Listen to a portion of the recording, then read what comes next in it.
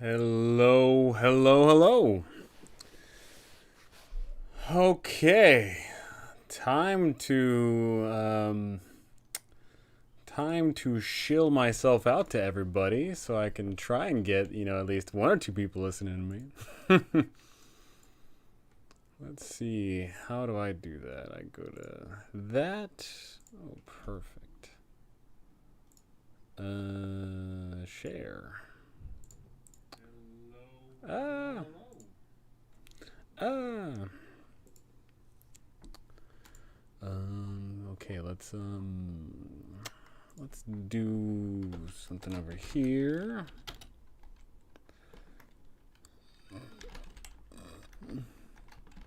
Live streaming now. Let's talk about Faye and whatever else pops up. Heck yeah, I want to send everybody. Yeah. Where else can I do some stuff?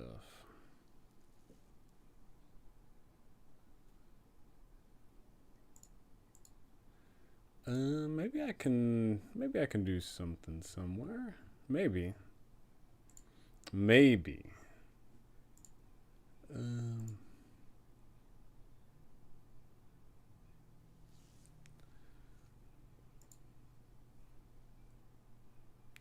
Interesting. Okay.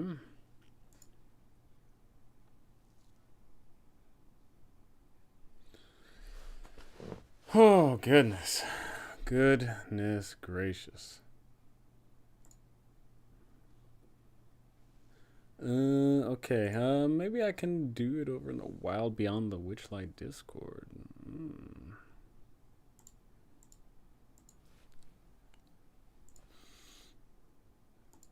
We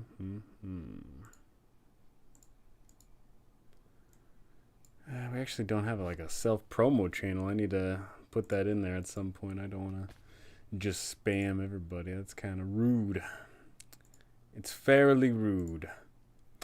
Simon Penn, hi. Simon O'Connor, hello, hello, hello, hello. I'm just trying to shill myself out here as I try and send my link everywhere and all that, but you know how it go. it's hard selling yourself. It's not something that you should be used to doing. You shouldn't be used to throwing yourself out there in a self-serving manner. And I guess is the best way to put it. It's perfectly fine to put yourself out there in terms of going out and getting it, but trying to give it, that's a whole nother thing. That's a whole nother thing. Okay, let's see here. I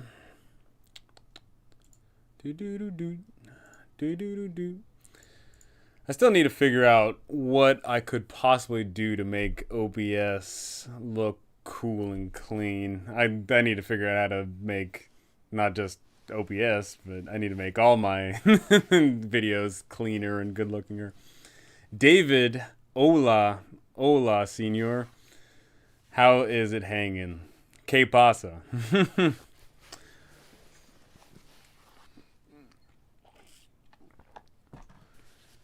Oh man.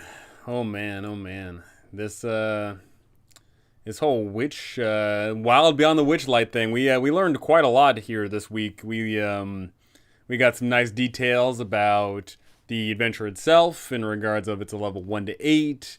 We also got told all about Strixhaven, and we actually just got told that there is a third book coming out. There's a book coming out between Wild Beyond the Witchlight and Strixhaven. Can you believe it? We're getting books left, right, and center. Freaking, what do you call those guys? Hasbro was like, hey, Wizards of the Coast, we saw that you can make money. We're going to make you print out a whole bunch of books. Which, mind you, it can definitely be a good thing if they pump out quality content. But if they are sacrificing quality for quantity, then that will just be bad. That is definitely what happened with TSR. TSR was just pumping out things left, right, and center. Just every single, like at least once a month they were pumping out something, and that was hey Trevor, it's Solo Man just wanting to know what's next. I am going to be putting out a poll after this stream, in fact, good sir, because our game just ended, and yeah, I totally want to to do all that, but just gotta get it ready because I've been doing a bunch of writing. For those of you that don't know, I'm a freelance writer now apparently, and I just I'm getting paid for writing, which is crazy. I did not think that was ever gonna happen. So I've been doing a bunch of writing, and of course I put out a bunch of videos, and I'm doing a whole bunch of other stuff. So Drex, I will definitely be pumping out a poll for our next campaign. Joe, I've watched a lot of your videos, and they are good, bro. Thank you for doing those. Thank you so much. I have had a blast filming a whole bunch of videos, and it's awesome to see the reception that they're getting. I am doing pretty freaking happy. I'm happy with that. Rep the YouTube squad. I see you. Heck yeah, bro. Heck yeah, bro. Yeah, I've my YouTube. I'm pretty happy so far. In just 2 days, I will hit 9 months on YouTube, and I am now at 2,750 subs, which pretty respectable.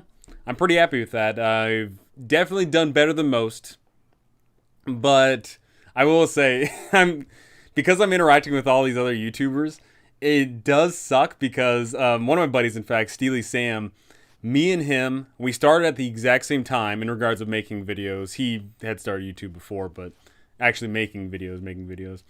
We both started at the same time. We were all getting the same views. We were getting the same amount of subs.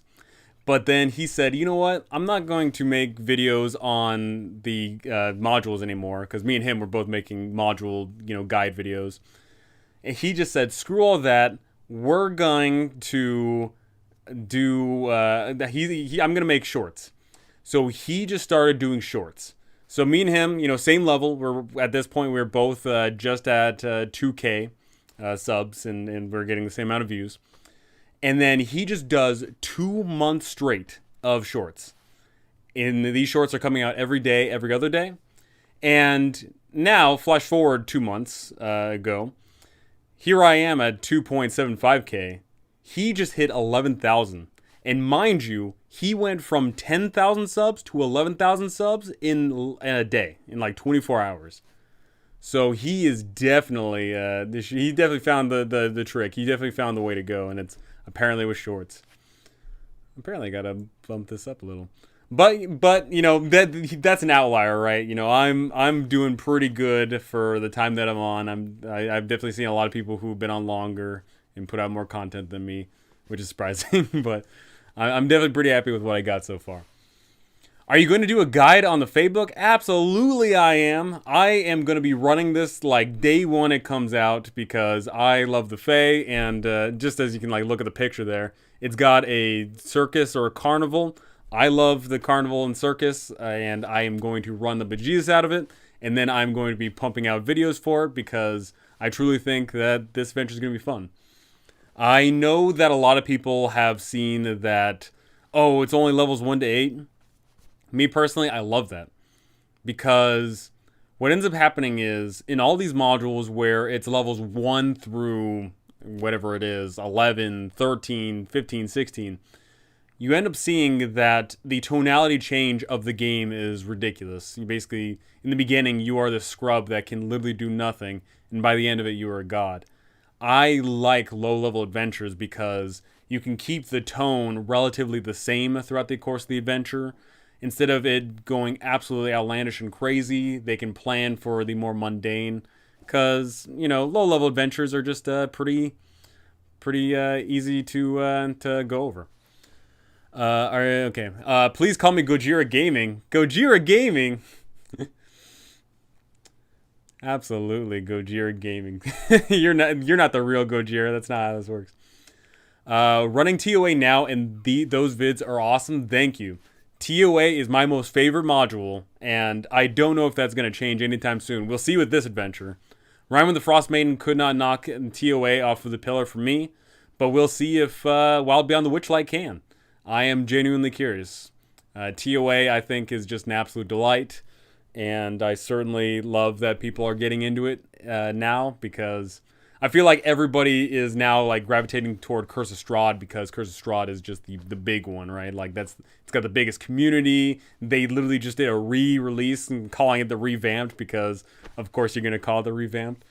Curse of Strahd definitely gets the most love, but I definitely think that TOA, just the setting, the location, the adventure itself is just an absolute blast.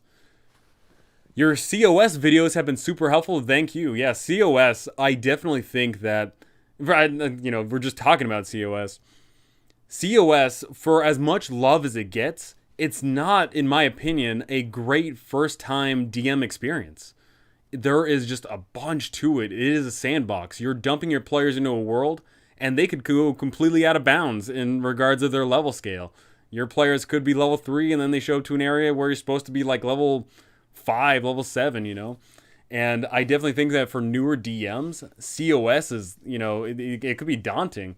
So I wanted to cover that in, just covering all the areas, and I want to talk about all the locations, because there's a lot to talk about. The module is huge, and it's very, vague in regards of how anything's connected, and basically just it's one plot point to another plot point. So I definitely wanted to talk about, potential ways you could link things together and all that fun stuff. And I'm glad a lot of people are getting a kick out of Curse of Strahd. It is a pretty awesome campaign. For as much as I knock it on its openness, I definitely like that aspect of it as well. It's just, it's always good to consider, if you're a veteran DM, you can just pick up that book and then just take whatever you want from that.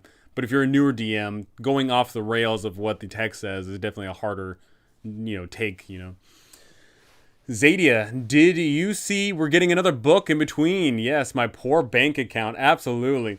So I was just talking about this, but I definitely think that Hasbro is definitely saying, hey, we just saw that you're $1 billion company now. Let's pump out some books, shall we? And I definitely think that if Wizards of the Coast is willing to hire on help, if they're willing to expand their base, if they're willing to start pumping out content that's quality and quantity, that's awesome for us, right? Because as of right now, we were getting a book once every 3 to 4 months, and what ends up happening is, if a book comes out and people don't like it, then you're in this drought for a long time, and it sucks. If you're a DM that doesn't run any of the adventure modules, then, that sucks for you. You're going to be waiting like a year to half a year for your next DM supplement. And if you're a person that doesn't care about the adventure settings, like all the Magic the Gathering stuff, then that sucks. Then you're out for a long time. But if they are willing to actually buckle down, pumping out a bunch of content that is both quality and quantity, then people are going to be less, poopy butthurt all the time, because instead of it being, oh, now I have to wait so long for something that I want, it can be then, okay, they're coming out with this book, I can skip that next book, and I'll get the one coming out next month. If they went to a bi-monthly schedule on content that was like well written, well edited, play tested out, that'd be perfect. I don't know if we're getting that anytime soon, but the fact that they're pumping out this many books this year in 2021 is ridiculous. They're pumping out so many books. Unreal. Well, the real Gojira Gaming, not the Warhammer kid. You're not the real Gojira Gaming, and you're not Warhammer Weekend Times. Yay, players hate the idea of dungeon crawls, but I want to run TOA. What should I do? So what I would say is, if they don't like dungeon crawls and you want to run TOA, then the only solution in my mind is to run chapters 1, 2, 3, and 4. But when it comes to chapter 5, when it comes to the actual dungeon crawl, like the dungeon crawl itself, then you swap it out with something else.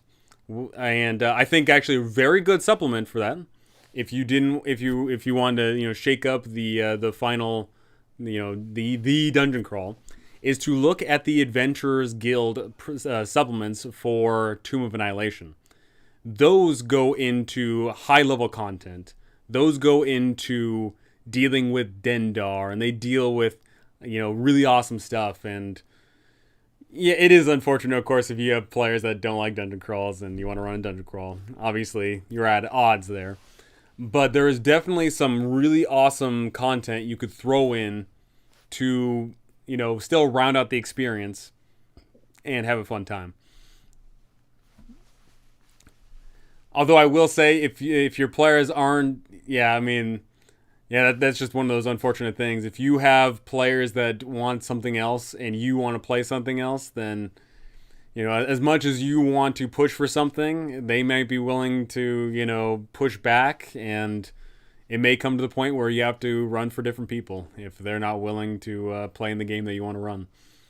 Very unfortunate. I've definitely ran my share of games where things just weren't working out because I wanted to run something else and they wanted to play in something else, and I certainly, I feel for you. Tater Turner, I can't wait to run this campaign. Absolutely, Witchlight. Level 1 through 8 adventure. Let me go ahead and pull up all the information we have on it in regards of all the text, because I just wanted to showcase that all off. But we know that it's a level 1 to 8 adventure, meaning that we're not going up against gods. We're not, saving the world. It's definitely a campaign where we're going to be dealing with a lot more individualistic stuff, which I personally like. I think that if you run too many campaigns in a row where you are saving the world,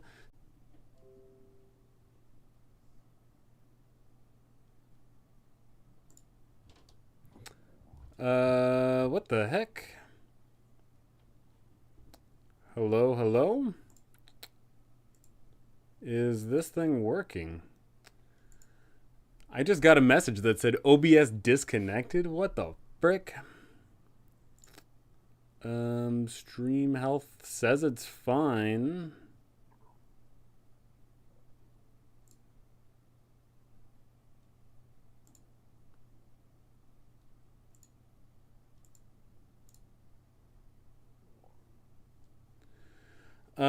Is this thing working now? The stream is cutting out, and don't know if you don't know if you know that. Yeah, my OBS just said it is now. Yeah, I literally got a message that said OBS disconnected, which I don't even understand. It's freaking it's not like an input or anything. Why would it disconnect? That's really weird. All these streamer problems, It's back now. Perfect. Alrighty. I'm curious as to why it would disconnect like that. But yeah, in regards of Witchlight, we don't know too much information about it other than level 1 to 8, and it's got something to do with the Fae, and clearly it's got something to do with these guys. Let me pull this down a little bit here. It's got these two guys, right? Like these. We've got a dude with a jester hat, and we got a dude with a top hat, and then also we've got a what is that? Oh, nope, not that one. No, move the other one. Where is it? We got a tiger butterfly, a tiger fly.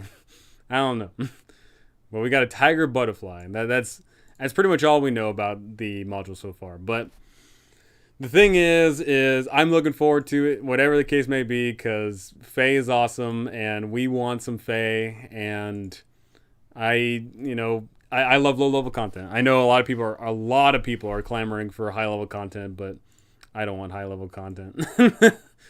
I personally don't care about high level content. It's that artwork is sick, absolutely. That art is just like. I'm glad that they settled on this art style versus the 4th edition and Pathfindery art style. I'm not a big fan of that art style myself. I like these more, realistic and very vibrant colors. I don't like wonkiness, crazy, over the topness. I like this. It's subtle. It's intriguing. It's sucking me in. I wanna go to this carnival. I want to meet this dude with the top hat, and I want do all that. I'm a beginner DM, so this is great for me. Heck yeah, low levels adventures, absolutely. They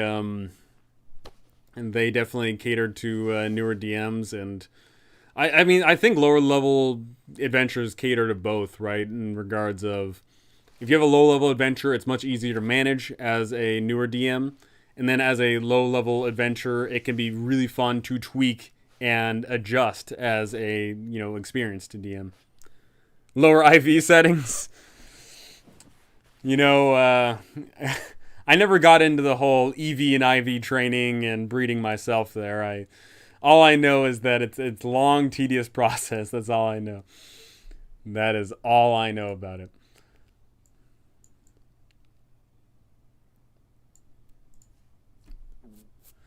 Oh goodness.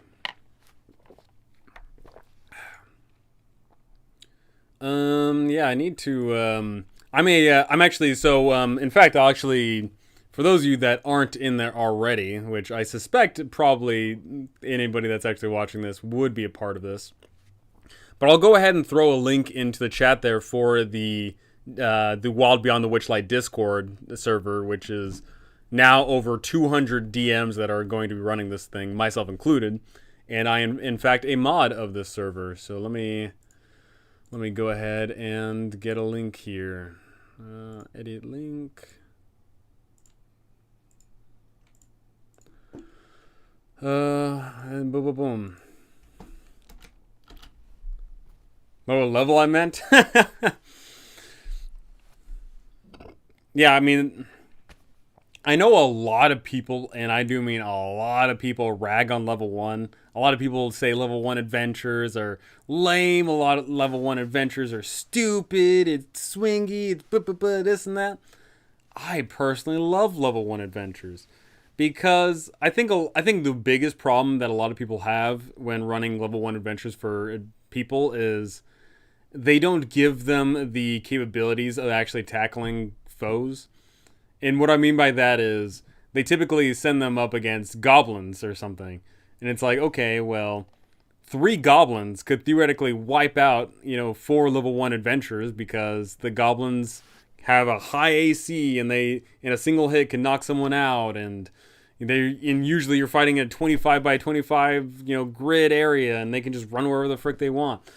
The real trick to running a level 1 adventure is you have to go up against foes that are easier to kill, do less damage, and or you provide an environment that is unique and actually allows your players to tackle the engagement in however they see fit, not just run into the room and then get into a fair and even fight, because realistically, as an adventurer, you would never want to get into a fair fight ever. Never ever. You'd always do everything in your power to have the unfairest fight possible so that guarantees your success.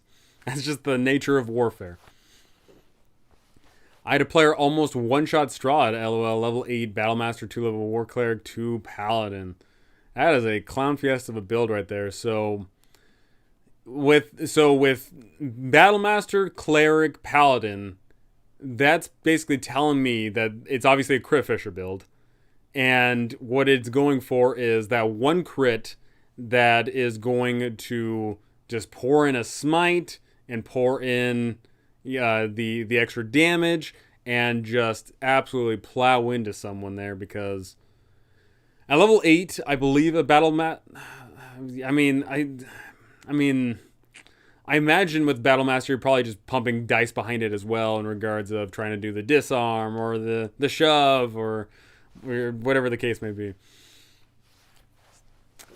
The only reason I don't like low-level adventures is because me and my players feel so powerless and useless at low levels. We make overpowered players.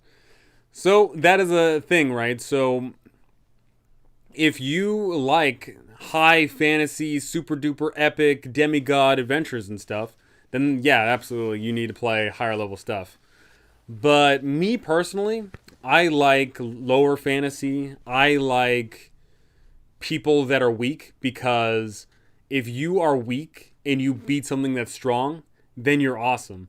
Versus, I feel like a lot of times if you make that demigod character, you go up against the foes and then it's sort of like expected in a sense. It's less rewarding.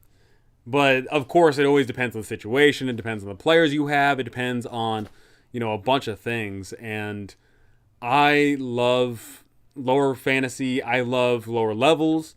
And as you might have noticed on my channel, I'm starting to cover the OSR. And the OSR is all about that, right? The OSR is all about having characters that are weak. Instead of rolling 4d6, drop the lowest, you traditionally roll 3d6 for your stats, and thus you suck. And I always love those terrible characters, because when you have a terrible character do something meaningful, it's super meaningful, right? But that's just, of course, one of many preferences. A lot of people love Monty Hall just going crazy off the wall shenanigans. Yes, 5 attacks with smites. Yep, that's what I figured. Battle Master, especially if you do wield 2, then there's definitely, yeah, you can definitely do that, and the action surge, and then you get the just all the other BS nonsense, because fighter plus, whenever you're a fighter and then you multi-class into other things to pour more damage in, you're going off the walls here. You need 3 levels of Rogue Assassin with that build. 3 levels of Rogue Assassin. So I'm trying to think what Rogue Assassin would give you, because Rogue Assassin would give you advantage on the first round of combat if you're going. But me personally, if I'm building a crit fishing build, I personally probably rather just go with like a swashbuckler or something, because then you don't have to worry about your allies being there. Instead, you could just run up and just shank whoever you want, and then you can still get the sneak attack as well. I just recently DM'd for someone that was a ranger and swashbuckling rogue multi-class, and that was all about just pouring in damage. So whenever he'd hit someone, he'd pour in Hunter's Mark, Colossus Slayer, sneak attack, and yeah, basically just like rolling a bunch of dice on the damage. So a bunch of stuff. Noodle Bopper, hi all. Hello, Noodle Bopper. Joe. Low levels make the players use way more creativity and ingenuity, but in all honesty, I like DMing all the levels. Yeah, that's the thing, is I'm definitely comfortable with DMing at all levels, even high levels. I actually like DMing high level content, because when I DM high level content, that's when I can throw in, the ancient dragon at you, and I don't care at all, because, screw you, you're strong, you're supposed to be able to take it. I definitely think that over the course of a character's lifetime, as most important of all, the spellcasters of the party get access to the crazy I remove this obstacle in the way spells, then you see a lot less ingenuity. Versus if you had level 1 characters, then they would have to think of something outside of the box. They would have to think, okay, maybe I have to use a rope and try and get it to the other side, and maybe I have to, just whatever the case may be. Like, okay, there's like a big enemy in my way. How are we going to deal with that enemy? Are we going to actually fight them? Are we going to lure them away? Are we going to send another monster after them somehow? I feel like at high levels, you typically just can bash your face and your resources at whatever the obstacle is in your way, and then that's okay. TOA has that underdog feel going into the jungle at low level. Any encounter could be a chance for a TBK. Absolutely. I just ran my 3rd run through of Tomb of Annihilation, and I absolutely am going to be running that a 4th time at some point, because I love TOA. Absolutely fantastic stuff. And I love that progression. I love that progression of, okay, you are a low-level noob. Like, everybody knows you're a noob. And even the person that's sending you out of the jungles tells you, oh yeah, you're a noob, and the only reason you're going in there is because all the veterans we send in there are already disappeared, or they're all dying, or whatever the case may be. So, yeah, just have fun. Don't die. I really like that feel, because you get to overcome the obstacles. Free crit. Assassination starting at 3rd level. You are at your deadliest when you get the drop on your enemies. You have advantage on attack rolls against a creature that hasn't taken a turn in combat yet. In addition, any hit you score against a creature that is surprised as a critical hit. So the problem with that is you have to be a build where your initiative is good, right? Because you could, of course, get into combat and then you roll initiative, and then, oh, the enemy rolled like a nat 20 for their initiative, and you rolled, oh, you only got a 7. And then you're like, oh man, like everybody's going before me and I don't get that off. That sucks. So, but I mean, obviously there is a lot of builds where you can just totally get your initiative high up there. You can definitely take some feat that gives you +5 to your initiative, and you can just obviously just pump up your dex. Fun fact, if you're a bard and you get Jack of all trades, that gives you a +1 to your initiative there. So there's definitely a lot of things you could potentially do. It's the opposite for me. The opposite for you. I assume in regards of the lower level content, I'm assuming. It's just one of those things, right? Like, when it comes to running low level adventures, it's, or in your case anyway, low strength, low crazy power, then you definitely have to temper those expectations. You have to be careful with your planning. You have to work in regards to some realism there, versus if you have characters in a campaign and you know that they're crazy, then you can pretty much just close your eyes, throw anything in there, and then it'll work just fine. So it really comes down to the kind of game that you're trying to run, the kind of story you're trying to tell, the groups of players that you have, and what their expectations are of the game. Interesting. Okay. I just got a comment on my from my video on when I ran with all the gear, because Bob World Builder, he put out that video on basically running in D&D and how ridiculous it is, because that conversation pops up all the time on movement in D&D and the 5-foot squares and grids and all that, and it's obviously been dissected to death. But I put on 80 pounds of gear and I ran 60 feet and showed off like, oh yeah, you can do this in 60 seconds and whatever. And so a lot of people have been thinking that was pretty neat. Can I ask your thoughts about Descent into Avernus? So what I'm going to tell you is I think the flavor of Descent into Avernus is awesome. I definitely think that going to hell can be a fun time. I definitely think that the locations that your players go to will be fabulous, and I certainly think that there's a lot of NPCs that your players get to interact with that are totally awesome. What I'm going to tell you, though, is the beginning of the book sucks, and also you have to put in a lot of work to really make the adventure how I think it was supposed to be intended. And what I mean by that is, without going into spoiler territory, major spoiler territory anyway, is you go to hell and there's just a lot of flavor that is missing of hell. There is a lot of people that you interact with either early or later on, and they should maybe be flopped around a bit, or maybe your players should be higher power, or your players should have more of a say in a certain interaction. And very, very importantly is the fact that the ending of the book is written very open-endedly, because the way the ending can go down is a huge, huge number of different ways. So obviously they basically wrote themselves into an open space and couldn't do anything with it. So they just basically gave you some directions on how it could potentially go. But obviously every single campaign is going to be ran so differently that there is nothing that there's no way they could write for your specific campaign.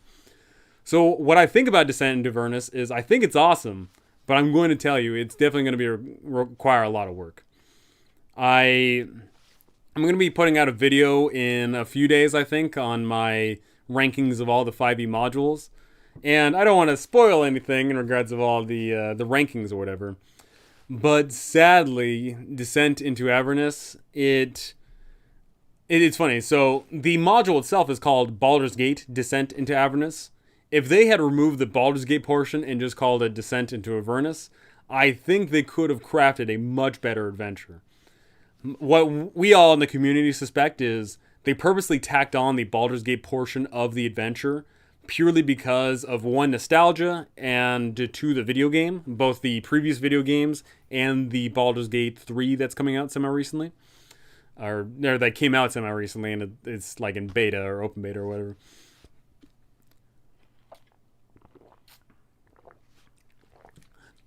So yeah, I definitely think that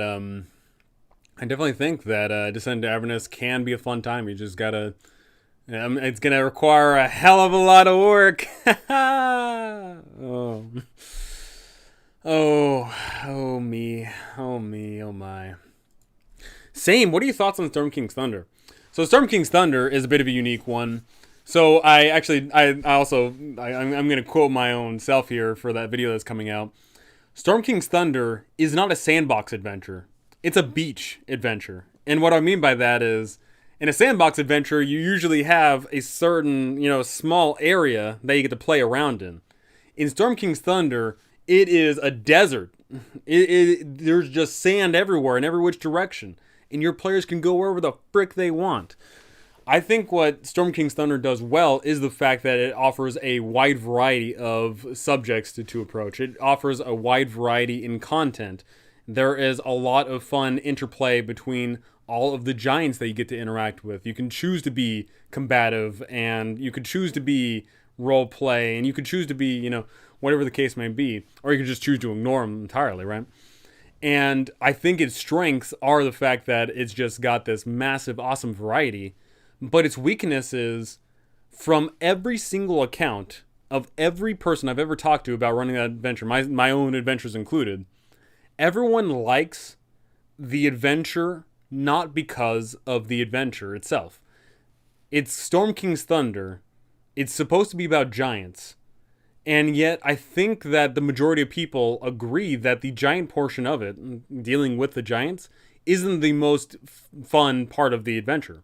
A lot of people find that the exploration of going to different cities and different towns, different locations, different dungeons, getting a whole bunch of loot, and just, having a fun time all around all of Faerun and the Savage Frontier and all that.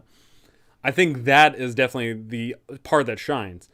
Not per example, but Mike Shea of Sly Flourish, he basically mentioned, this thing is a Storm King's Thunder is a better Sword Coast Adventurer's Guide, which I can certainly agree with. The Sword Coast Adventurer's Guide was not the best product around, and I think Storm King's Thunder does a really awesome job of just showing off going to locations and doing things. We can piece together the rankings if we ask him about every module. Well, so for my rankings of the modules, what I'm going to tell you is there is not a single 5e module that earns a 10 out of 10. Not a single one of them is perfect. Not a single one of them I would ever recommend running them purely as written and doing any of your own homework. Not a single one. Every single one of the adventure modules, you should take apart your own, add things to them that you want to add, and take things away that you want to take from. So, in my mind, not a single one of them is a 10 out of 10. That being said, obviously some of them I think are way better than others in regards of their presentation, in regards of what they offer, in regards of variety and unique gameplay experience.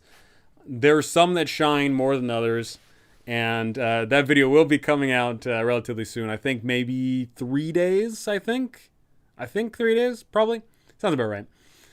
And what I'll also say on the flip side of that is every single adventure module is worth running. Every single one of them has an amazing story to tell. Every single one of them has a awesome villain that your players get to go up against. They have an awesome location that your players get to explore around in, an awesome dungeon they get to delve, an awesome monster they get to fight. Whatever the case may be, every single one of the adventure modules has something. But some of those, you're going to have to work a lot harder in order to make the adventure worth running. Some of them, not as much. And some of them, you can just pick up and play, and it's perfectly fine. Some of them, you're definitely going to have to gonna have to get some elbow grease in there. You're gonna have to work hard. Whew. And that makes me, I'm doing this, this ranking of all the adventures. And lo and behold, this year we're getting 2 new adventures. We're getting not only Wild Beyond the Witchlight, we're also getting Strixhaven Chaos Comporium? No, Curriculum of Chaos, that's what it is. So this year we are getting a adventure dealing with the Fae, dealing with some sort of circus. And we are also getting adventure, which is basically Harry Potter but set in college. We don't have any actual info about the Strixhaven adventure other than it is Strixhaven and it's dealing with wizards, obviously, because we just got all those subclasses, which are multi-subclass things. And yeah, we're definitely going to be getting a lot of apparently player options from the Strixhaven thing, which is really unique because with Strixhaven, that is a Magic the Gathering thing. But all the other Magic the Gathering content we've gotten for D&D so far has been location settings. We have gotten, for the actual books themselves, we've gotten we've gotten Ravnica, and we've gotten Theros. So two totally Magic the Gathering things. We have actually also gotten other Magic the Gathering content for 5th edition, if you didn't know. There were not books, but there was some other content that was dealing with some of the fun stuff. One of the most notable ones off the top of my head is one of them was about the jungles in... I can't remember the name of the place in Magic the Gathering, but it's funny because it came out like around the same time as TOA. I got to look that up now, but if you're a Magic the Gathering nerd, you've been playing for a while, you would know of the jungle, like Talaxaland. Talaxaland, that's it. So we've definitely gotten some other Magic the Gathering content, but nothing like Strixhaven. So Strixhaven's definitely going to be a step in their new approach to pumping out content. And I am curious to see if we're going to be seeing more regular Magic the Gathering content for D&D, because, as mentioned before, not Capcom, who owns them? Who owns Wizard of the Coast these days? Not Bandai. Not Capcom either. Why am I blanking on it? What? Not Sega. I'm like, I'm losing it here. Man, I'm totally losing it right now. Wizards of the Coast. What? Why? Who?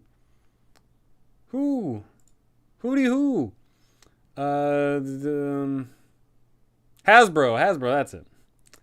Hasbro. Yeah. So Hasbro's probably Hasbro. Absolutely. So Hasbro's probably saying, hey, if D&D's doing good, why don't you pump out more content and make us more money? And what I'm really hoping is that they earn enough money to actually hire more people, because if they keep the same amount of people and pump out the same amount of content, or if they pump out, if they say have the same amount of people but pump out more content, it is inevitable that the content will start losing its quality. It's inevitable. So they better hire more people if they're going to pump out more content, which it sounds like they're already doing. We're already getting, 4 or 5 books this year?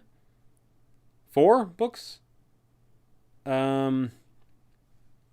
This year we have gotten... what have we gotten this year? We've gotten Tasha's. We've gotten... Candlekeep. We're gonna get Witchlight. We just got Van Richten's Guide. Wait, did Tasha's come out this year? I don't even remember now. When did Tasha's Cauldron of Everything come out? Tasha's Cauldron of Everything. That came out... No, it came out in November 2020. So this year... Oh, okay. So this year we've only gotten Candlekeep Mysteries, Van Richten's Guide to Everything, Wild Beyond the Witchlight, Strixhaven, and then we're getting another book. So 5 books in a year is definitely pushing hard. That is huge, huge, huge stuff. But, we can only hope, we can only pray, we can only trust that our hobby is going to keep on keeping on being awesome, right? So in regards of the Wild Beyond the Witchlight stuff here, obviously a lot of people have been clamoring about wanting Fae, and there actually has been rumors for a long time about it being Fae, because we got a whole bunch of Fae content in the Neverwinter MMO, and a lot of people saw the Faith stuff in the Candlekeep Mysteries, and we got Tasha's Cauldron, which, has got some Fae stuff in there too. So definitely a lot of people were speculating that a Fae setting was coming. I don't think anybody was actually expecting a Fae adventure, though. Which, funnily enough, there actually hasn't been a true Fae adventure for D&D. The Fae has been brought up for a long, long time. I think the Fae first got introduced in maybe even as early as Advanced Dungeons and Dragons, so 2nd edition. But there hasn't been a location setting. There hasn't been any true adventures. In 4th edition, there was a setting, but the setting wasn't as touched upon.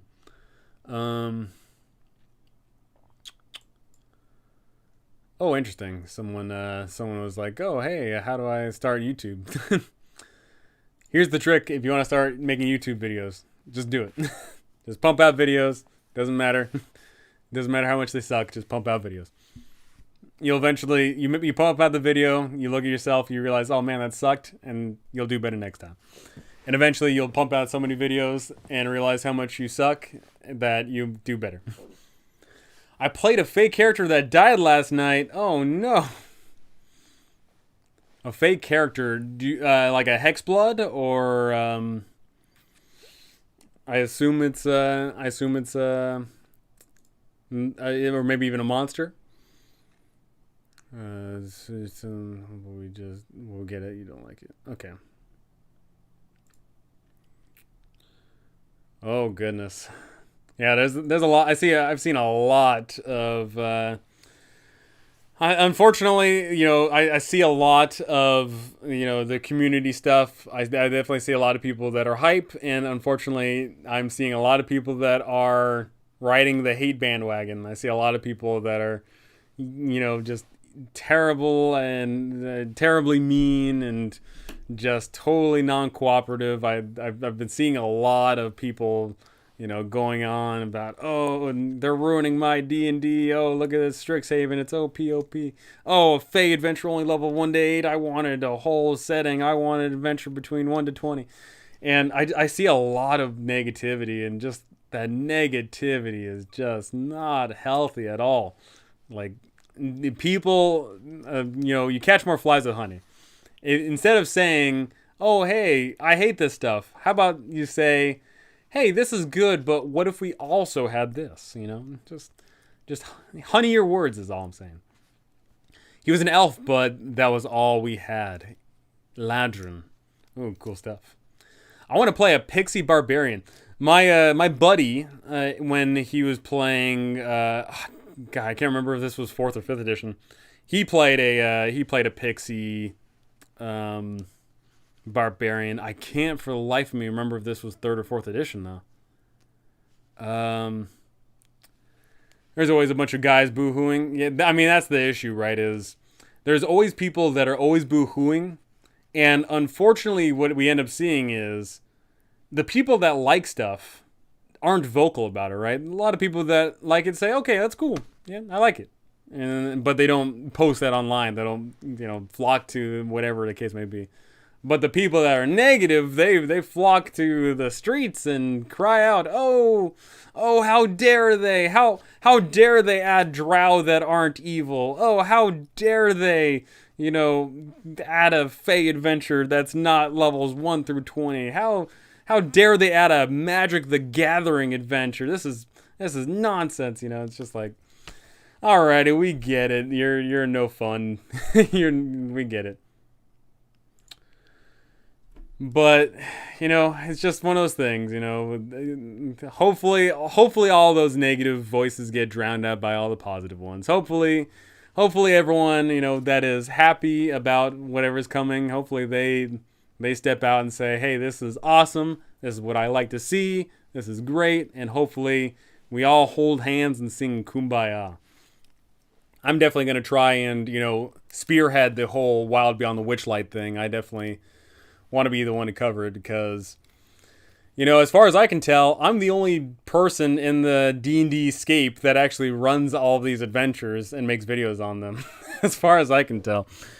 I see a lot of DMs that, or not DMs, but I see a lot of D&D tubers that are making D&D video content that don't actually run the game, and I see a lot of this. I see a lot of people that make reviews on these adventures but don't actually run them. And that's always the weird thing to me. It's always like, come on, man, you're not even running this thing, and you're gonna criticize it just by like the words. Why don't you actually like run it or something?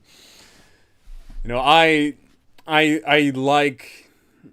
Hey, I've been digging your channel. By the way, helpful for my Fandelver game. Heck yeah, thank you. Heck yeah. Fandelver though. I haven't covered any of the Fandelver stuff yet. Unfortunately, I've been too busy with all the other big modules. But I'm very close to finishing Candlekeep Mysteries. I actually just recorded the final. I recorded Xanthoria today, and I'm like 3/4, maybe even 4/5 of the way done with Waterdeep Dragon Heist. So yeah, my schedule is actually clearing up pretty soon here in regards of the modules that I'm covering. But something to note is, in regards to the content that I'm coming out with, I definitely want to lean in toward making shorter videos, because one, that helps with my sanity, and two, I think a lot of people respond well to shorter content. A lot of people are getting a kick out of the running with gear D&D movement little video I just put out there. So I definitely need to. I think I should lean into that a little bit. You know, start making some shorter videos. I might even allow College of the Clown Bard from Happy Jack's Funhouse. Happy Jack's Funhouse. I'm not familiar with that. I'm not entirely familiar. Happy Jack's Funhouse. Happy Jack's Funhouse. Have I seen this before? Oh, you know, so I've definitely seen this art. I've definitely seen this creepy clown. I have not looked at this thing entirely though.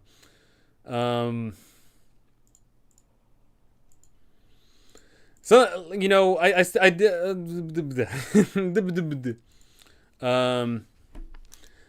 In Wild Beyond the Witchlight. Yeah, so I'm in Strahd, not Fandel. Okay, I was about to say. Yeah, so the DM's Guild. I'm familiar with it now. I've definitely seen it before, and I've taken a cursory glance at it, but I haven't purchased it myself or looked at it in depth. But you know, in regards of when it comes to adding homebrew classes or allowing homebrew content, the thing to consider is not if it is OP, because in D&D there is no balance. The real thing to consider about whenever you add a subclass or a class or a feature or whatever is it going to step on anybody else's toes? If you allow a subclass that basically renders someone else who shows up at the table's class obsolete, then that's not fun. I've seen people, you know, I've seen it, for example, being, I played in a game where someone played a homebrew class and they were a homebrew druid. And basically the homebrew druid was a better version of the monk. And then there was someone that was playing a monk, and then the person that was playing monk felt bad because they, you know, were just invalidated by this homebrew class. So it's definitely something you got to consider is the subclass. You know, D&D, everything is unbalanced. That's not the point. D&D is a cooperative game, not a competitive game, but it's about, does it step on anybody else's toes, and does it make people feel invalidated? That's the true concern you have to have. Which, by the way, of course, you know, there is actually, you know, already in the game, there is some subclasses that invalidate other people. Here's looking at you, Tasha's Cauldron. Tasha's Cauldron adding some power level scaling, you know, there's power creep in the game. But you know, it's just something that you always got to keep in consideration when running your games. Is you want to keep everyone at the table happy, not the majority. You want to keep everybody happy, and that's always a tough one. I am so looking forward to running a Fae adventure because, one, when it comes to the Fae, you can just go off the walls, right? When you are running a traditional game, you try to keep it within the realm of possibility. You try to make sure that they feel immersed in a believable world. You try to make the players think that everything that happens to them is plausible. But when your players go into the Fae, you can just throw that away. You can just throw out the plausibility. You can throw out the tangibility to the world. You can make things so abstract that they don't even warrant explaining. You can tell your players that, hey, as you look out beyond, you see an inverted horizon. What does that mean? What does that look like? It doesn't matter. you don't even bother explaining it, right? And when you are dealing with the Fae, there's just so many great elements you can play upon in regards of the exploration of the world, of the characters they get to interact with, of the environment, of the, just the whimsical nature of it. And not only just the whimsical, but also the fanatical and the crazy. And you can lean into themes that are a ton of fun. You can show off that they are not going to comprehend and understand all that's going on around them, and there's nothing they can do about it. You can, I see this a lot where you run a game and someone just sits there and says, oh, I need to know what this is. Can I roll an Arcana check? Can I roll a Perception check? Can I roll out a History check? Instead of when you go to the Fae, your character knows nothing about it. You don't know anything. There is no role. There is no understanding. You just exist now, and what you are learning about it right here, right now, is all that you know about it. That approach to the Fae, I think, is truly one of the best ones you can do. Obviously, you can lean into a lot. You can lean into some elements more than others. You can lean into having a whimsical Fae, Sunshine and Rainbows adventure. You can lean into a creepy horror, everything is monstrous, hidden underneath a vizier of lovey-dovey stuff. You can definitely lean into, a genre and a niche, but I think giving people a nice plattering and a nice, sampling size of different things is definitely the way to go. And I'm certainly hoping that's what this adventure entails. I certainly hope that when we show up to the Fae, we see the fun side of the Fae, and then we also see the dark side of the Fae. Only time will tell, but if we're starting off with a carnival, sky's the limit, right? Carnival, there's just a ton of things you can work with the carnival. There is so many things in regards of, what the heck even is this carnival, right? Are we showing up to this carnival for the first time? Are we traveling with this carnival? Do we work at the carnival? Do we work for someone at the carnival? Are we sneaking into the carnival? Is the carnival the Fae itself? Is this like a full carnival campaign? What the heck is going on here? I'm already envisioning, 20, 30 different scenarios here, and just with speculation. And that's something that I like about the Fae is no matter what you speculate on what this adventure actually is, we're not going to know until we crack open that book, because I feel like with some adventures, you can kind of get the gist of what's going on, you know what I'm saying? Like with some of these adventures, you can say, okay, it's definitely about this, it's definitely about that. Okay, we already know that's going to take place at this location, it's definitely going to have this, and that. But this, heck, what the heck do we know, right? This could be absolutely anything.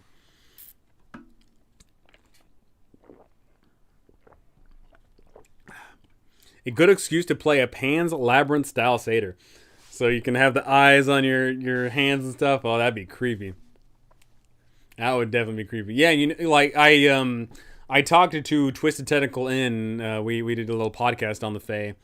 And, leaning into the not so fun side of the Fae, you have Pan's Labyrinth there.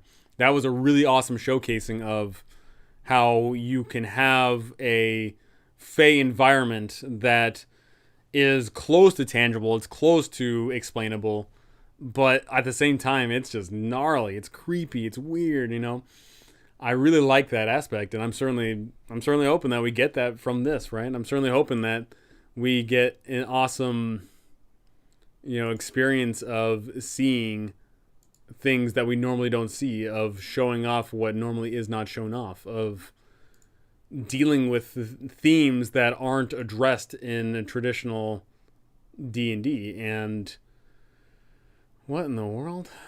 I am so lost. There we go. And that is the thing to consider is as time goes on with all these adventure modules, they're always trying to hit up different themes. They're always trying to go to new locations. They're always trying to introduce villains that are unlike the other villains. At some point, they're going to run out of ideas, right? At some point, I feel like there's only so much you can do in regards of hanging around the Sword Coast. There's only so much you can do with saving the world. There's only so much you can do with, this and that. And they've been doing a pretty good job so far of spicing things up. They've been doing a pretty good job of, it's not just all on the Sword Coast. There's some locations that aren't on the Sword Coast. But at the same time, at some point that well may dry up, right? At some point, they may have to start stepping outside of their comfort zone and just going crazy. Stepping into the Fae here, I truly think that is one of their biggest leaps yet. Every other adventure on there, I think, has been clear within the realm of everyone thinking about it being the next venture. But this here, Wild Beyond the Witchlight, I don't think anyone was expecting this. And that's a good thing. We want our expectations to be subverted. We don't want to know what's coming next, right? We love excitement. We like new. We like fancy. We like shiny. So it is good to see that they're willing to try things out. And they're also doing the same with Strixhaven, right? With Strixhaven, with Magic the Gathering, the other books we've had have just been, location settings. And basically just things to throw at people if they want to run a campaign in the world, but not actually telling you how to run the campaign. But Strixhaven, that's going to be a whole Harry Potter adventure, apparently. Chaos curriculum of chaos. That's what it is. So, already this year, we're getting two books of those that are totally unlike the rest of everything we've gotten so far. And we've also gotten Van Richten's Guide to Everything, which is, once again, another completely out of left field book for Wizards of the Coast 5e. We haven't gotten anything like Van Richten's Guide. That thing is entirely its own. I wonder if we are ever getting another monster book. I certainly think we should, right? The Van Richten's Guide to Everything, Van Richten's Guide to Ravenloft, that did have a small bestiary in it. Not massive, of course, but if we're going to get another book, are we going to get another monster manual? Are we going to get another Volo's Guide? I certainly think that, it seems about maybe time in the development cycle to bring out another one because, or not just Van Richten's Guide, but there's not just Volo's Guide, but there's also Mordenkainen's Tome of Foes. So it's been a while since we've gotten Tome of Foes. Actually, fun fact, I actually got my copy of Mordenkainen's Tome of Foes when I went to the live D&D event, the Waterdeep Dragon Heist event, when I went in person. One of the cool swag bags there was getting a free copy of the book, and I said, heck yeah. So I got it. And then I also got a mug from the Yawning Portal itself. I actually got to talk to Durnan. It was pretty cool. That live event was actually really awesome. I really, really can't wait till things start opening up again because I am totally going to be going to all those other live action events. Because it just so happens that I live not too far away from where those live action events occur. So whenever they happen, I can always do them. At least the ones that they've done previously. They may change up where their location is. Maybe. I don't know. But I really hope that they don't change it because, I live relatively close by. So, yeah, I think we do, I think it is about due time that we got another Monster Manual, another Volo's Guide, another Mordenkainen's. But what would that be? I don't know. With Monster Manual, it's just a basic generic, hey, just a whole bunch of different monsters. Just the classico stuff. Volo's Guide, there was a somewhat of a theme.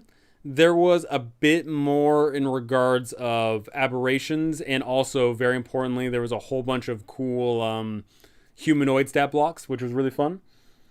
Um, but of course, another thing about Volo's guide was the fact that it showed off not only the monster stat blocks, but it also showed off, okay, here's how you run hags, here's how you run hobgoblins, here's how you run orcs, here's how you run. And that was actually really cool and helpful. One of my favorites being the Yuan T, because I love me some Yuan T. Then Mordenkainen's Tome of Foes comes out, and one of the themes of that was actually high level stuff. Like a lot of the monsters in there were high CR stuff, and that was really cool because you know a lot of people like high CR stuff, but there's not too much CR stuff. So what would the next one be? I don't know exactly where they're, I don't know where the wind's blowing. I don't know what people want yet. Celestials, I think, need some expanding for sure. For sure. So Celestials have probably gotten the least amount of love in 5e, maybe, of all the tribal types. I don't. Yeah, I'm trying to think. Yeah, Celestials have not gotten that much love, so maybe there could be some, Mount Olympus stuff, or Olympius, or whatever it's called in this in D&D. Maybe there could be a maybe like a Big B's guide to the Celestial or something like that. Ian interviews my man, and how's it going, Ian? How is it hanging, dude? Simon O'Connor, what modules do you think you are going to cover next? That's the thing. So I am just about ready to finish up Candlekeep Mysteries. I just recorded the final thing of that, and then I'm gonna have maybe one or two more videos on Candlekeep itself. And then I'm like 3/4 or 4/5 the way done with Waterdeep Dragon Heist. I just got done recording the heist itself, so now I'm gonna be covering all of the cool bosses. And then then the schedule completely opens up. However, I am going to say that I am definitely going to be the number one the Wild Beyond the Witchlight videographer. It's going to be me. I'm going to be the one covering it the most. I'm going to be the one that's actually running it. I'm going to be the one that's actually, showing off the good bits. I'm going to be the one that is doing whatever. So I definitely need to keep my schedule open a little bit because I definitely want to be the Wild Beyond the Witchlight YouTuber. But in regards of what I want to run next, or not run, but cover next, I haven't thought about it yet. I don't know what I want to cover next. I was thinking maybe Tales from the Yawning Portal, because I love Tales from the Yawning Portal and I don't think it gets enough love. But what have I covered so far? I've done Tomb of Annihilation, Rime of the Frost Maiden, Curse of Strahd. By the way, Curse of Strahd is just about ready to finish up as well. I've got like 3 more videos of it. Candlekeep Mysteries, Waterdeep Dragon Heist. Oh my, I barely scratched the surface of 5e modules, and I've been going hard. I've got like 200 videos on my channel, the majority of which are freaking module videos, and I've barely even put a dent in the 5e lineup. My goodness. Oh my goodness. Things are rough here. That's... I'm staring at a mountain right now, it's just a mountain of books. And it's only getting bigger because we're getting 2 adventures this year. We're getting both Wild Beyond, and we're also getting Strixhaven. So the adventures on adventures, geez Louise. So I don't know what I'm going to be covering next, but I will get to it when I get to it. It's going great. Thought I'd drop in and show some love. Thank you, my dude. Thank you. We've just been talking about Wild Beyond, what we know so far, and all the other fun Wizards of the Coast stuff, and what is apparently the future of my channel. Witchlight is your time to shine, brother. Heck yeah. I will say, I mentioned this before, but me and Steely Sam were the people that actually covered modules. We were the ones that actually showed off the good bits. We were the ones that actually run the adventures. and me and him, same exact subs, same exact views, and then he stops covering the adventures, and then his subscribers start shooting through the roof. So I am going to tell you, if I just continue to keep on doing exactly what I'm doing in regards of just covering adventure modules, my channel is going to continue to grow, but not to a awesome degree, right? I'm not going to get 8K subs in 2 months. It's not going to happen. Because unfortunately, what is going on with all these adventure modules is, of all D&D players that play, only 50% of people actually play in and run adventure modules. 50%. That is coming from Wizards of the Coast, mind you. So we take that, already half the D&D player base is gone. And then only 1/5 of players are DMs. Or 1/5 of people that consume D&D are DMs. So bam, already my content's already going down from 50% of this population to 1/5 of that. And then of those 1/5 of those 50%, then we get into however many people are not willing to watch content, right? A bunch of people are perfectly fine with just picking up that book, running it as is, or running their own thing and not watching videos on it. A bunch. I don't know how big that number is. It's impossible to say, but it's a big number. So I'm pandering to a very, very, very small group. Very, very small. So it's not very likely that I'll blow up, as it were. It's not very likely that covering modules is going to be the key to success and fame and fortune and glory and all that stuff. But what I am proud about is that I get to show off the modules in a way that isn't just, oh, hey, watch my playthrough. Oh, hey, whatever the case may be. Whatever. I'm not the one that just like flips through all the pages and shows off every single page, right? I'm the one that actually, walks you through it. I'm the one that is, trying to help out people that want a different take on it. And I'm also helping out the people that are visual, learners. And I'm helping out people. And that's the cool part of it. But if that also came with success, that'd be awesome too. A deep dive into the older content would be fun. Modernize it. Oh yeah, the OSR. So, or not OSR, but I assume you're of course referring to older like adventure like I6 and the X series and the A series, the B series, whatever the case may be. That would be fun. I definitely think that there is a lot of amazing old D&D content that is worth running today. The huge majority of, in fact, I think is still worth running because of how awesome the adventures are, because of how fun the areas are, of the unique nature of the design philosophy. I think is well worth taking a look at. In regards of if I'm going to do that, I would seriously need to devote some time to it, because converting stuff to 5e does take a little bit of time. Like, not an impossible amount of time, of course, but it takes time, of course. Certain things don't translate over exactly the same. Some monsters used to be more powerful, or they used to be weaker, or the design philosophy of dungeon delving used to be that you go in, get out. And nowadays, it's more just go in, because you can just take a little nap you knew. So a lot, it does require a lot of thinking at a time, but I definitely want to experiment with my content. I definitely want to do things that I'm not doing now. I want to do things that are intriguing. I want to pump out fun videos like my little video I just did about running in gear. I think that was pretty fun. It was fun to film, and I'm getting some good responses from it. I want to do a bunch of things. And unfortunately, the worst part about trying to do things is I just don't have enough time in the world, right? I don't have enough time to, make a whole bunch of videos. It takes, for me to cover an adventure module, it takes me months and months, right? Because I'm pumping out like a 30-minute video every other day or whatever, and that's still not enough. And it's tough, I want to do a bunch of things. I'm trying to do a bunch of things.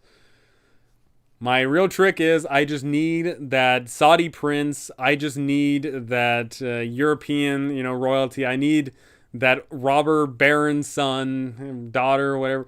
I need someone, just one person, one person, just to give me a little handout of $1 million, and then I'll be set. That's all I need, right? That's all I need is just one person to give me a small little loan of $1 million, and I'll be set for life. That's all I'm asking for, really.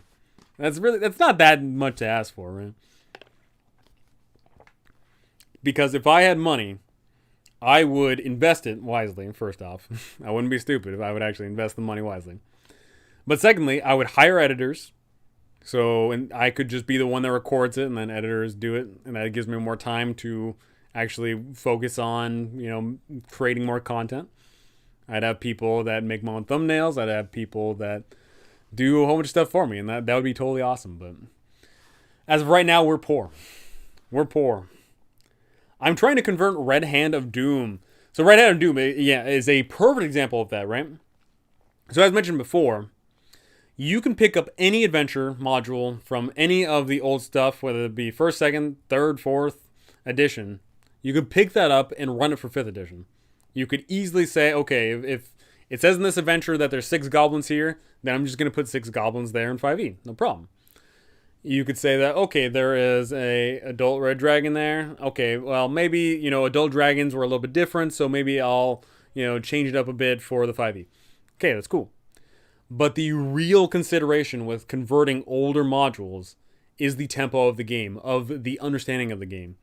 When you look at old adventures, specifically 1st and 2nd edition, let's say, there was a consideration that you weren't just the 4 PCs going out into the wilderness and being badass heroes.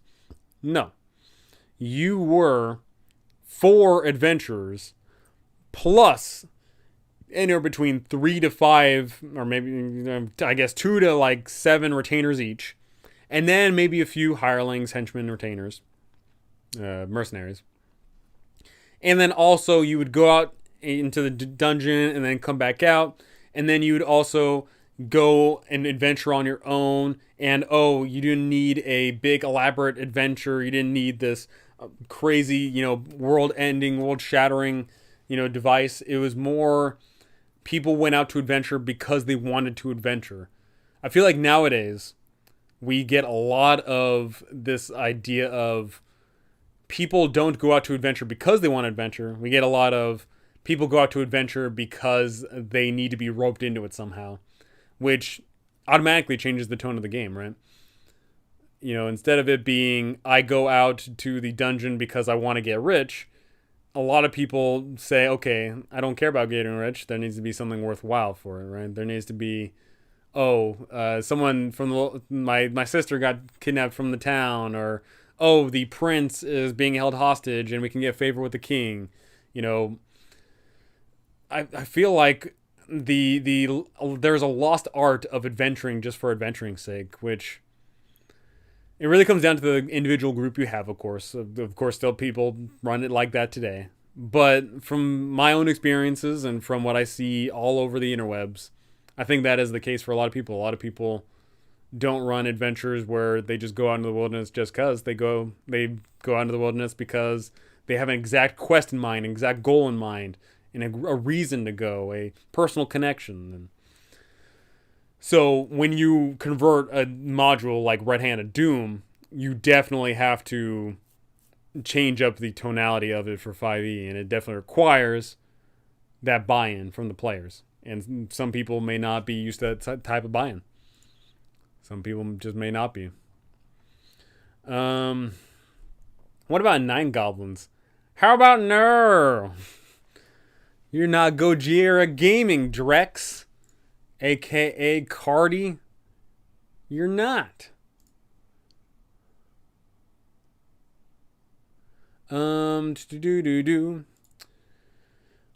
Yeah, someone messaged about YouTube. Okay, so I know the just to do it strategy. I'm a content creator on other platforms and always start that way. I mean editing and stuff, which this guy seems to do pretty decently. Can't afford Adobe Premium Pro or anything fun like that, and the rest of the programs have crappy intro and tutorial videos. I need to send that guy a link. How do you feel about the Frontier? In regards to what? Do you mean so one, are you talking about the original Frontier, and then two, like, are you talking about like how do I feel about it as a whole, or like what do you mean exactly? Because that could be quite an open-ended question there. They won't touch Karatur.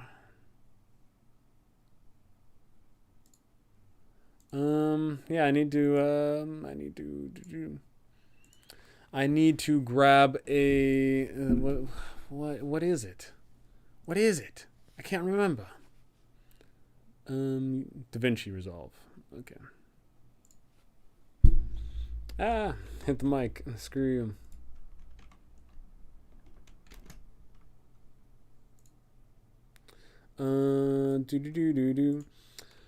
Okay. Freaking just going all over the place here. DaVinci Resolve is free and good. Boom. Okay. Hopefully that's out of the way.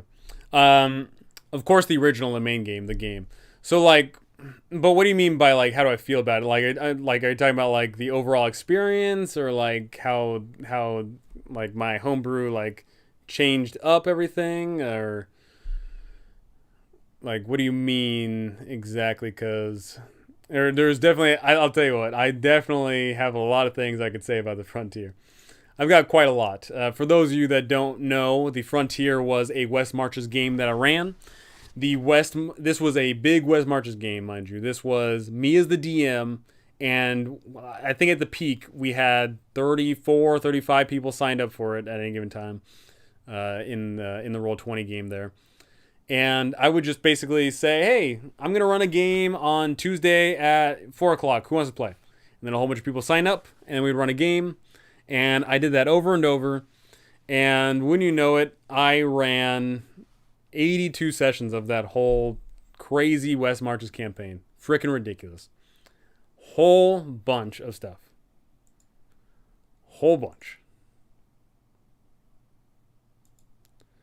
So that was definitely a unique experience for me as a DM, because I learned a lot about DMing. I learned a lot about myself, about all the players that I interacted with. I learned a lot. It was a great learning experience for me. I wouldn't trade it for anything, but my oh my, was there some good times and was there some bad times. It was one of those things where I didn't know what I was getting into, right? I didn't think to myself, okay, just me as the DM for all these number of players, just by myself, and creating this homebrew world and running all these games. I didn't think that was too crazy, but it ended up being pretty crazy. And I learned a lot from it, and the next West Marches game that I run is totally going to be awesome because of the learned experience from that original. It was definitely a rewarding experience too.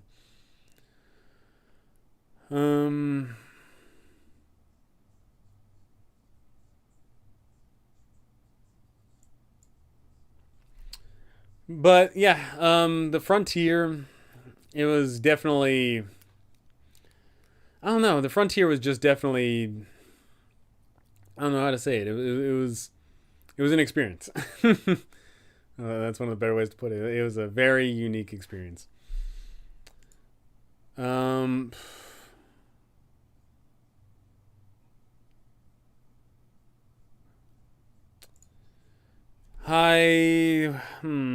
Yeah, I don't know. I don't rightfully know. How long has this been going on for? 85 minutes. Okay. Okay. Might go on for just a little bit longer here. Just rounding some things out. Just contemplating my own thoughts and all the future to come. All the crazy stuff coming from Wizards of the Coast, and crazy stuff coming from my own channel and coming from the community. There's just a lot a lot of crazy things going on, you know, and I'm totally happy that I get to be part of all the crazy shenanigans. I'm happy that I've put myself in this position, even though it's a crazy position to be in.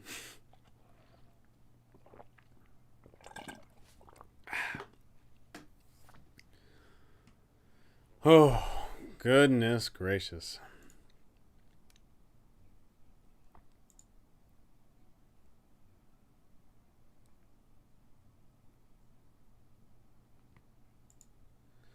Um, hmm.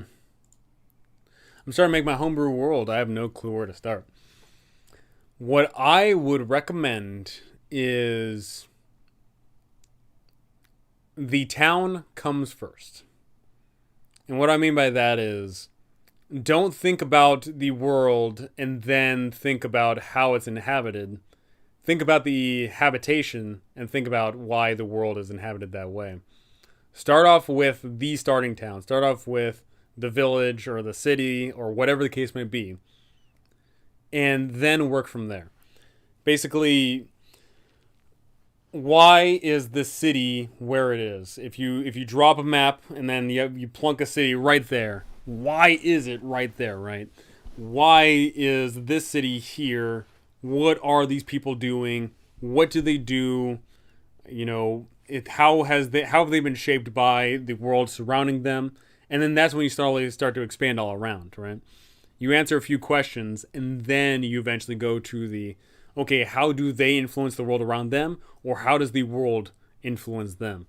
And then you say, okay, so this village is located near a mountain. Okay, and then what's at that mountain? Okay, maybe there's some goblins that live in there, some hobgoblins. Maybe there's a whole bunch of dwarves that live there. Okay, and then what about on the other side of the village? Okay, there's an ocean. Okay, what's in the ocean then? Is the ocean perfectly calm and nice, or is there sea monsters that eat everybody? And then you think, okay, so they might not be the only village around. Where are the other villages at? Okay, well, there's this village, and then they have their own set of problems. And then the village beyond that, they have, just et cetera, et cetera. So never just start off just big, right? Never just go completely just out of completely nowhere.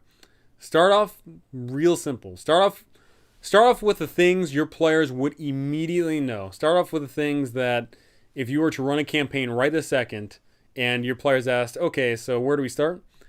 Answer those questions first. Because more than likely, unless you've got some crazy lore nerds in your playing group, they're probably not going to immediately ask, okay, so, I see on this map there's like a mountain range 27 miles that way. Okay, what's there? Right? They're probably going to be asking, okay, so like what is the local area like? Just start from there, work small, make sure that you don't overwork, and then just slowly pad it out over time. That is my guidance on creating your own homebrew world.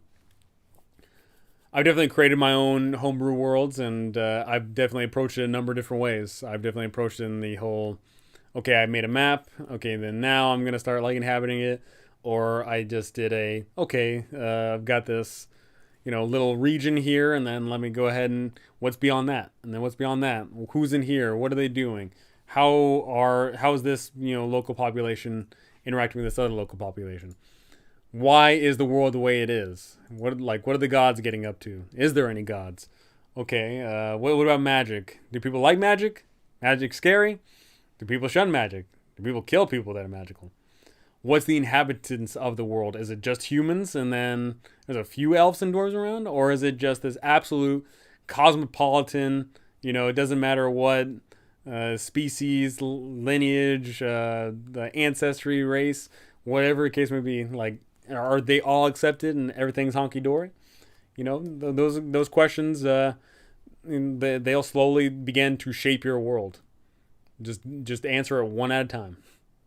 Never try to answer more than one question at a time. Oh, man.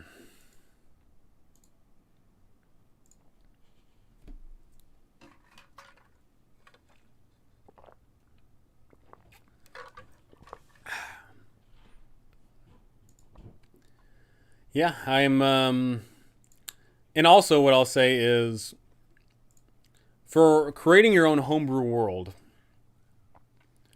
another intent is another question you should ask yourself is, what is the intent of it? Are you going to just create a tiny little adventure that's going to happen one time and that's it, end of story? Because I promise you, if you're going to make a world and then you only plan on running it like one time, or you know that no one's ever going to play in it because your players all hate you or whatever, hopefully that doesn't happen, but you know what I'm saying. Like if you've got a group and they want to play a certain game or game style or whatever, then don't sweat the big things, right? Don't think about the things that'll never come up. Don't think about, oh, okay, like I'm gonna put a castle here. It doesn't matter who made that castle. It doesn't matter, like how long the castle's been there. It doesn't matter how many attacks that castle's besieged against. None of that world building matters. The only thing that matters is that there's a castle there, and that's all everyone's gonna know, and that's the end of the story. Just make sure that you work within your means. If you're going to run a short campaign, then don't sweat the big stuff. If you do plan on creating your own homebrew world and you're going to be running this thing for ages to come, you're going to be running people through adventures in your own homebrew world forever and all time, and people's, like, one adventure is going to basically shape the world for the next adventure that you run for the same group, then, once again, eventually over time, that world building is just going to come naturally. The players are going to help basically ad lib your world in a sense, and you can leave some of it to improv. You can prep out a lot of it, but make sure that you know your players, right? And make sure that you don't go off the rails. don't bother putting too much time, effort, and even money into something that's trivial and doesn't matter. Oh, goodness gracious.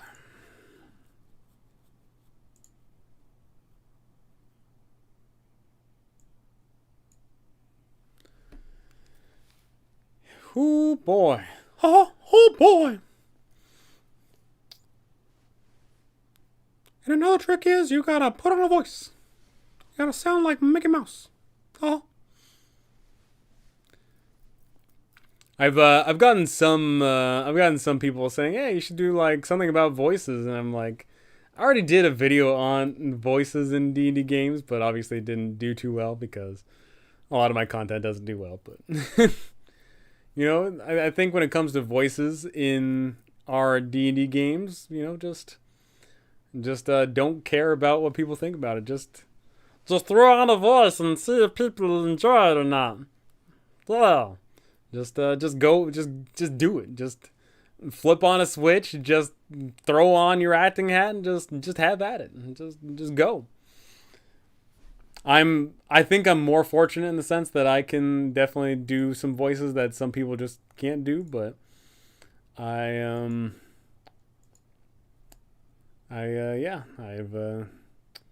just doing what I'm doing. Well, I have to go. Good luck. And thank you, Corliss. Thank you. And I think with that, we've been going for an hour and a half now. So I think we've gone over everything that there really is to go over. We don't know too much. We did learn quite a bit in regards of what the future to come for D&D is. We know that we're getting 2 adventures this year. We know that there's a 3rd book in the way. We know that something's coming. We're getting the D&D game. We're getting a whole bunch of things. So it seems like D&D is on the up and up. And I'm really excited because the more people we get in this community, the more content that can be produced from the community and for the community and all that fun jazz. So I'm really looking forward to whatever's to come. And I'm certainly looking forward to running Wild Beyond the Witchlight. But that is going to do it for me today. Thank you so much for watching, everyone. Thank you for listening. And thank you to my amazing patrons. Those guys are keeping the lights on here. I'm, as mentioned before, I'm poor. So the patrons really, really help out. But that's going to do it for me. Thank you for watching. Thank you for listening. And I cannot wait to see you all in the next one. See ya.